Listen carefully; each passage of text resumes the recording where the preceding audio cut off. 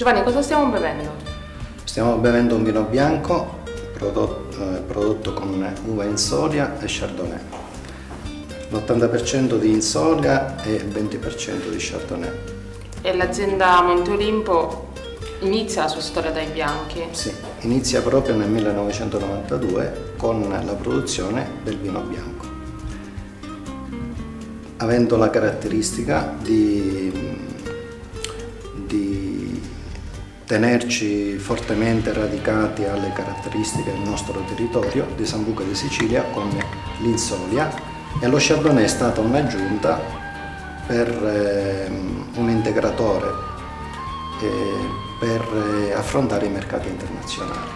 Però questo ha fatto sì che voi nel 92 siate stati i primi in Sicilia ad investire nello Chardonnay, che Sì. è stata anche una cosa, se vogliamo, abbastanza coraggiosa, perché comunque non si sapeva come lo Chardonnay avrebbe potuto attecchire. I risultati dello Chardonnay, sì, in effetti nel 1990 si impianta il primo Chardonnay in Contrada Dragna, è una zona